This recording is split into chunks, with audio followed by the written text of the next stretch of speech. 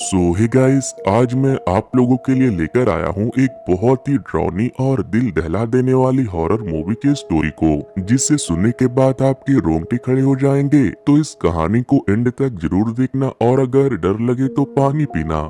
कहानी की शुरुआत में कुछ दोस्तों के ग्रुप को दिखाते हैं जो आज अपने दोस्त एलिस का बर्थडे सेलिब्रेट करने के लिए एक रेंटेड मैंशन में आए हुए थे। ये सभी लोग इस शहर से काफी दूर आए हुए थे क्योंकि ये लोग अपनी दोस्त की बर्थडे पार्टी में पूरी तरह से एंजॉय करना चाहते थे, लेकिन एंजॉय करते करते इन सभी के ड्रिंक्स खत्म हो जाते हैं। दोस्त के बर्थडे पार्टी में ड्रिंक्स का खत्म होना यानी कि इनके लिए अब सर्च प्रोग्राम चालू होगा।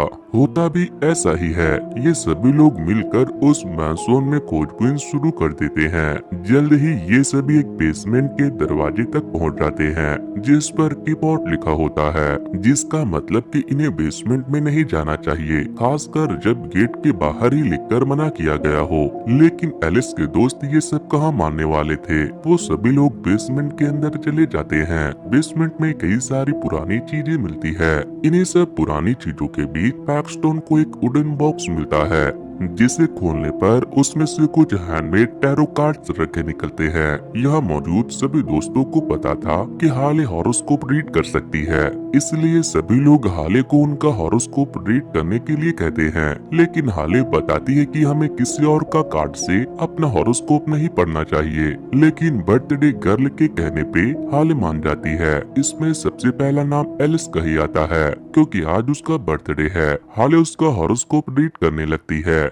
जिसके हिसाब से 12 कार्ड को सर्किल शेप पे रखेंगे और वही 13वां कार्ड बीच में रखा जाएगा। एलिस का कार्ड हाई प्रीस्ट का निकल कर आता है। हाले उसे बताती है कि तुम चीजों को जानने के लिए जिज्ञासु रहती हो, लेकिन यही बात तुम्हारे लिए खतरा भी बन सकता है। सफलता की सीढ़ियों पे आराम से चढ़ना वरना फिसल जाओगी। अब नंबर आता है मैडलिन का। इसका आखिरी कार्ड था हैंगमैन। हाले उसे बताती है कि टेक्नोलॉजी फेलियर देखने को मिल सकती है, लेकिन तुम घबराना नहीं, हड़बड़ाहट में कोई काम मत करना और कहीं लटक मत जाना। इसके बाद पेग की बारी आती है। पेग के लिए फाइनल कार्ड मैजिशियन का आता है। हाले उसे बताती है कि तुम्हें चीजों को समझने में मुश्किल होगी और तुम्हें ऐसा लगेगा कि कोई तुम्हें दो हिस्सों में बांट रहा है। इसके बाद पैक्सटोन सामने आ जाता है। हाले उसके लिए कार्ड निकालती है। उसका कार्ड निकलता है फूल का। इसे देख हाले उसे बताती है कि घबराहट में कोई कदम मत लेना, अपने करीबियों पर भरोसा रखना और तुम कहीं न कहीं से अपने दोस्तों के लिए आ ही जाओगे। इतना सुनने के बाद अब बारी आती है लूकस की। हाले उसके लिए जो कार्ड निकालती है वो होता है हर्मिट का। इससे हाले उसे बताती है कि जल्द ही तुम्हें कुछ फाइनेंशियल लाभ होने वाला है। प्यार के जो रास्ते खुल रहे हैं वो सोच समझ के चलना और हर्मिट की लैड तुम्हें गलत राह पे ले जा सकती है। बड़े आश्चर्यजनक रूप से ग्रांट भी अपना हॉरोस्कोप चेक कराने आ जाता है। लेकिन यहाँ एक बात जानने वाली है कि यहाँ आने से पहले ग्रांट और हाले का ब्रेकअप हो गया था। ग्रांट के लिए डेविल का कार्ड सामने आता है। हाले उसे बताती है कि तुम अपने रिश्ते खराब कर रहे हो, तुम्हें अपने पापों का सामना करना होगा और हो सकता है कि तुम अपने किसी प्रिय साथी को खो दो। ये सब सुनकर ग्रांट गुस्सा हो जाता है क्योंकि उसे लगता है कि हाले जानबूझकर उसके लिए उल्टी सीधी बातें बोल रही है। इसलिए ग्रांट हाले को चैलेंज करता है कि तुम अपना हॉरोस्कोप क्यों नहीं देखती। इन सब बातों से हाले को काफी दुख होता है क्योंकि ये सब वो उनके ही कहने पे कर रही थी और ग्रांट उल्टा उस पर ही इल्जाम लगा रहा था। इसलिए हाले अपना भी हॉरोस्कोप चेक कर लेती है। लेकिन सबसे अजीब कार्ड उसी के लिए निकलता है। उसका कार्ड था डेथ का, जिसका साफ साफ मतलब है मौत या एक नई शुरुआत, जो हम आगे समझेंगे। मगर इसके बाद सभी लोग अपने घर के लिए निकल जाते हैं। रास्ते में वो सभी लोग एक गैस स्टेशन पे रुकते हैं। गैस स्टेशन पर एक स्क्रैच कार्ड गेम में लूकस $700 जीत जाता है। अब फ्री के पैसे किसको अच्छे नहीं लगते। वहीं पैक्सटोन क्राइम थ्रिलर पॉडकास्ट सुन रहा था। सबको घर छोड़ने के बाद एलिस अपने होटल चली जाती है। रात को जब वो रूम में जाती है तब उसे एक सीढ़ी दिखाई देती है जो ऊपर एटिक से निकल रही होती है। लेकिन हाले ने बोला था कि क्यूरियोसिटी खतरनाक हो सकती है, इसलिए एलिस इसे ऊपर करके अपने रूम में चली जाती है। मगर तभी अचानक उसके दरवाजे पर जोर से कोई नॉक करता है, जिसे देखने के लिए वो अपने कमरे से बाहर निकल आती है। लेकिन ना जाने कैसे सीढ़ियाँ फिर से नीचे आ गई थी, इसलिए एलिस एटिक को चेक करने के लिए सीढ़ियों की मदद से ऊपर चढ़ जाती है। लेकिन यहाँ तो उसका इंतजार हाई प्रिस्टेस कर रही थी। जैसे ही एलिस चिल्लाती है, वो शैतान उसके ऊपर सीढ़ियों से वार करके उसे मार डालती है। अब ये जो भी हो रहा है वो सब हॉरोस्कोप के मुताबिक ही हुआ है। कैसा कोइंसिडेंट है ये, कल ही बर्थडे था और आज क्या हो गया। अगले दिन ये खबर बाकी दोस्तों को मिलती है। सभी लोग पेगी के घर पर आकर रुकते हैं और काफी दुखी होते हैं। लेकिन इस मौत पर किसी का भी ध्यान कार्ड की तरफ नहीं जाता। सबको ये बस कोइंसिडेंट ही लगता है। सारी बातचीत खत्म होने के बाद सभी लोग अपने अपने घर को निकल जाते हैं। लेकिन हाले अपनी गर्लफ्रेंड पेज के साथ रुक जाती है। हाँ, ये सब अमेरिका में नॉर्मल है। खैर, सबके जाने के बाद लूकस मैडलिन को छोड़ने के लिए उसके साथ उसके घर तक चला जाता है। आखिरकार भाई को बंदी जो सेट करनी है। लेकिन यहाँ से वापस निकलते ही लूकस के पीछे हर्मिट पड़ जाता है। वो काफी देर तक लूकस का पीछा करता है। लूकस रेलवे लाइन पर हर्मिट की लाइट से कंफ्यूज होकर रिस्ट्रिक्टेड एरिया में चला जाता है, जहाँ हर्मिट उसको आकर तब तक डराता है जब तक कि वो एक ट्रेन से टकरा नहीं जाता। जल्द ही ये खबर भी दोस्तों तक पहुँच जाती है। लेकिन इस बार हैली का दिमाग बजता है और उसे समझ आ जाता है कि ये सब हॉरोस्कोप के अकॉर्डिंग ही हो रहा है, क्योंकि 2 दिन के अंदर 2 लोगों का मरना, वो भी जैसा उसने प्रिडिक्ट किया था वैसा ही। ये कोई कोइंसिडेंट तो नहीं हो सकता। इसलिए पुलिस भी आकर उनकी काउंसलिंग करते हैं। हालांकि पैक्सटन को ये सब एक सीरियल किलर का काम लगता है, क्योंकि उसे सीरियल किलिंग के पॉडकास्ट सुनना काफी पसंद था। खैर, सब लोग समझ चुके थे कि ये मामला गड़बड़ है, इसलिए ये सब मिलकर ऑनलाइन मदद खोजना शुरू कर देते हैं। यहाँ इन्हें एल्मा स्टोन नाम की एक लेडी मिलती है जो इन सब चीजों में एक्सपर्ट है। ये लोग मिलकर एल्मा का कॉल ट्राई करते हैं, लेकिन इससे बात नहीं बनती। इसलिए ये लोग अपनी गाड़ी लेकर एल्मा के घर की तरफ निकल जाते हैं। एल्मा का घर शहर से दूर घने जंगलों में होता है। शुरुआत में तो एल्मा इनकी कोई बात नहीं सुनती, मगर जब हाले उसे बताती है कि टैरो कार्ड के वजह से हमारे दोस्तों की जान जा रही है, तब जाकर वो बाहर आती है। हाले उन्हें बताती है कि कैसे कार्ड की वजह से उनके दोस्तों की जान जा रही है। एल्मा उन्हें बताती है कि वो कार्ड श्रापित है। इन कार्ड ने कईयों की जान ले रखी है, मगर 1988 में एक व्यक्ति था जो इन कार्ड से बच पाया है, और वो एल्मा खुद है। दरअसल उस समय एल्मा ने अपने दोस्तों का हॉरोस्कोप चेक किया था, मगर अपना हॉरोस्कोप चेक नहीं किया, जिस वजह से एल्मा बच पाई। लेकिन जब तक एल्मा को समझ आया तब तक वो कार्ड जा चुके थे। एल्मा तब से ही उन कार्ड को नष्ट करने के लिए ढूंढ रही थी। अब सवाल आता है कि आखिरकार ये कार्ड स्थापित हुए कैसे।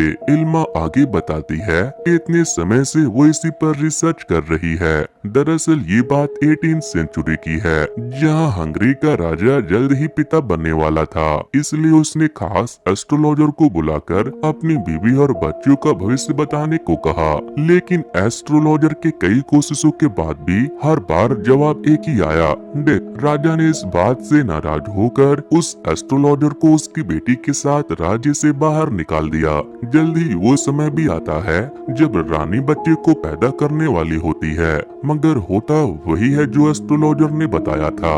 माँ और बच्चे दोनों का जन्म के समय ही डेथ हो जाती है। इस बात से राजा पूरी तरह गुस्से से पागल हो जाता है।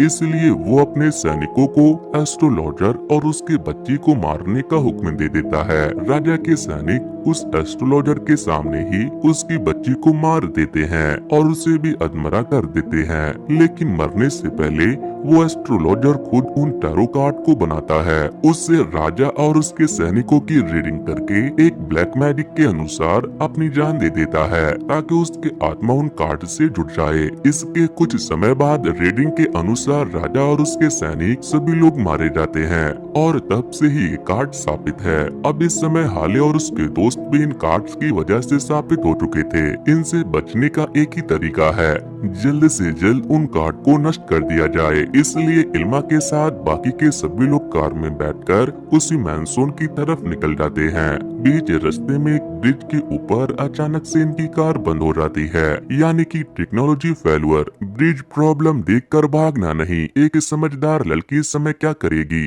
लेकिन मैडलिन ने ठीक उसका उल्टा किया। वो घबराकर कार से बाहर निकलकर ब्रिज पर भागने लगती है। तभी हैंगमैन वहां आकर ब्रिज पर उसे लटका देता है। अब तो सब ने हैंगमैन को भी देख लिया। सबकी डर के मारे हालत टाइट हो जाती है। इतना सब देखकर पैक्सटोन की भी हालत टाइट हो जाती है और अब वो उस जगह वापस नहीं जाना चाहता जहां से ये सब स्टार्ट हुआ था। इसलिए वो अपने सीरियल क्राइम पॉडकास्ट सुनते हुए वहां से घर की तरफ चला जाता है। ये भी ठीक अपने हॉरोस्कोप के उल्टा काम करता है। वो जल्द ही अपने घर पहुंचकर लिफ्ट के अंदर चला जाता है। इसके लिए भी हाले ने उससे मना किया था और मौका मिलते ही फूल उस पर हमला कर देता है। वही हाले, ग्रांट एंड इल्मा ये तीनों उसी मैंसन में पहुंचकर काट को आग में जलाने की कोशिश करते हैं, लेकिन आश्चर्यजनक रूप से एक भी कार्ड नहीं जलता। इस बात पर इल्मा बताती है कि क्योंकि इन कार्ड के साथ एस्ट्रोलॉजर की आत्मा जुड़ी हुई है, इसी वजह से ये कार्ड जल नहीं रहा। इसलिए हमें उसकी आत्मा को इनसे अलग करना होगा। इल्मा एक रिचुअल परफॉर्म करके उस एस्ट्रोलॉजर की आत्मा को बुला लेती है, लेकिन वो ये भूल गई थी कि उस एस्ट्रोलॉजर की आत्मा उससे कई गुना ज्यादा पावरफुल है। एस्ट्रोलॉजर की आत्मा उल्टा इल्मा की ही रीडिंग कर डालती है। उसका कार्ड 6 सोड वाला निकलता है और तुरंत वही इल्मा के शरीर में 6 सोड घुसने से मौत हो जाती है। ये देख तीनों लोग हाली, ग्रांट और पेज वहां से भागना चालू कर देते हैं। इसी दौरान पेज उन दोनों से अलग हो जाती है। यहाँ हमें पता है क्या होने वाला है। जी हाँ, तभी मैजिशियन आ जाता है और उसके हॉरोस्कोप के अनुसार उसे बॉक्स में बंद करके 2 हिस्सों में चीर डालता है। इससे पेज की भी मौत हो जाती है। तभी अचानक हाले को आइडिया आता है कि अगर मैं एस्ट्रोलॉजर का हॉरोस्कोप रीडिंग करूं तो शायद हम बच सकते हैं, क्योंकि अगर एस्ट्रोलॉजर की आत्मा खत्म हो गई तो ये कर्ज भी खत्म हो जाएगा। लेकिन इसी बीच डेविल आकर ग्रांट को अपने साथ लेकर चला जाता है, क्योंकि इसी भागम भाग के बीच डेथ और डेविल भी उनके पीछे पड़ गए थे। वहीं डेथ हाले पर हमला कर देती है। हाले खुद को बचाने की काफी कोशिश करती है, लेकिन तभी ग्रांट जैसे तैसे खुद को डेविल से बचाकर हाले को डेथ की गिरफ्त से छुड़ा लेता है। रीडिंग के अनुसार ग्रांट को डेविल का सामना करना ही होगा, वरना वो प्यार खो देगा।